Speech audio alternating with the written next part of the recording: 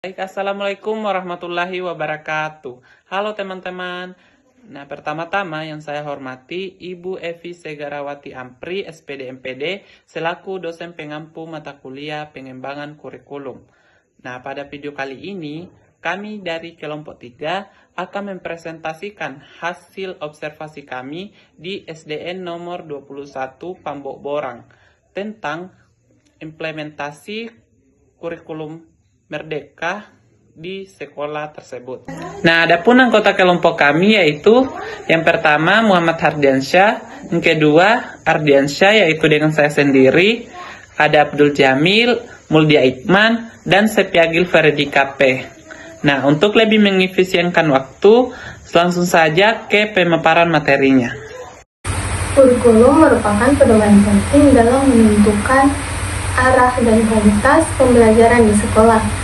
Saat ini, Indonesia telah menerapkan kurikulum Merdeka, sebuah pendekatan yang menekankan pada kebebasan guru dan sekolah dalam mengembangkan proses belajar yang sesuai dengan kebutuhan peserta didik serta kondisi lingkungan sekitarnya. Nah, kurikulum ini dirancang untuk membentuk profil pelajar Pancasila yang beriman, berakhlak mulia, mandiri, bernalar kritis, kreatif, dan mampu bergotong royong. Nah, di tingkat sekolah dasar, implementasi kurikulum Merdeka memiliki penerapan yang sangat penting karena menjadi dasar dalam pembentukan karakter dan kemampuan berpikir anak. Melalui pembelajaran yang fleksibel dan berpusat pada peserta didik, sekolah dasar diharapkan mampu menciptakan suasana belajar yang lebih menyenangkan dan bermakna. Jadi di sini saya akan membahas sedikit tentang teori yang ada di dalam buku pengembangan kurikulum, tepatnya di bab 6, prinsip penerapan kurikulum dalam pembelajaran, dan bab 7, komponen tujuan dalam kurikulum pendidikan. Pada bab 6, prinsip penerapan kurikulum dalam pembelajaran, penerapan kurikulum menekankan pada pentingnya keselarasan antara tujuan, isi, metode, dan penilaian agar pembelajaran berjalan efektif dan mencapai kompetensi yang diharapkan. Penerapan kurikulum harus relevan dengan kebutuhan peserta didik, kontekstual, dengan lingkungan serta fleksibel terhadap perubahan dan kondisi sekolah. Pembelajaran yang berpusat pada siswa menjadi kunci, di mana guru berperan sebagai fasilitator dan peserta didik untuk mendorong peserta didik belajar aktif, kreatif, dan mandiri. Pada bab 7, komponen tujuan dalam kurikulum pendidikan, di dalam buku ini menjelaskan bahwa tujuan merupakan komponen utama dan arah dari keseluruhan proses pengembangan kurikulum. Tujuan pendidikan berfungsi sebagai pedoman dalam menentukan isi, metode, dan evaluasi pembelajaran.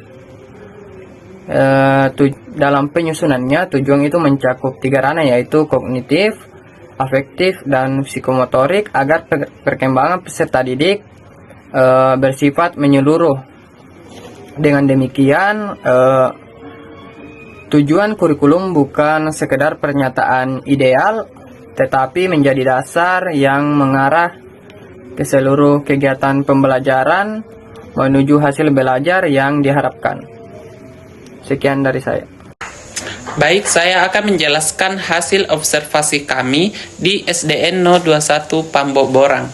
Nah, berdasarkan hasil observasi kami mendapat bahwa yang pertama, pemahaman guru terhadap kurikulum Merdeka. Nah, guru menyampaikan bahwa mereka masih berada dalam tahap belajar untuk memahami secara menyeluruh konsep penerapan kurikulum Merdeka. Nah, hal ini disebabkan oleh terbatasnya pelatihan dan pendampingan dari pemerintah. Nah, sehingga guru masih mengandalkan buku panduan sebagai acuan utama. Nah, kondisi ini menunjukkan bahwa pemahaman guru masih perlu diperkuat melalui pelatihan melalui pelatihan berkelanjutan agar mampu menerapkan pembelajaran yang benar-benar berpusat pada peserta didik. Yang kedua itu strategi guru dalam pelaksanaan pembelajaran.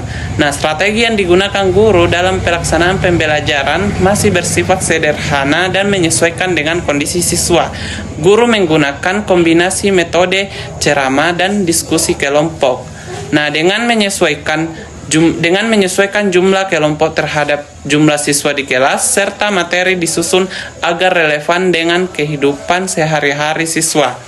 Nah, meskipun demikian, guru mulai berupaya menerapkan pendekatan campuran antara teacher center dan student center learning. Nah, serta menunjukkan antusiasme dalam mengembangkan kegiatan proyek sederhana seperti proyek penguatan profil pelajar Pancasila yang menumbuhkan nilai gotong royong dan tanggung jawab. Oke, langsung saja.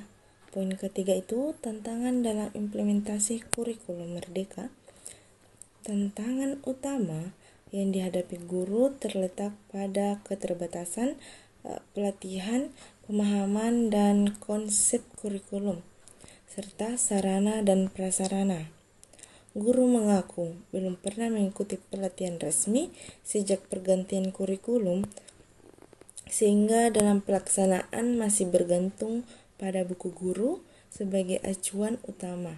Selain itu, kemampuan siswa yang masih rendah dalam membaca dan menganalisis soal menjadi hambatan dalam menerapkan pembelajaran yang mandiri dan kreatif.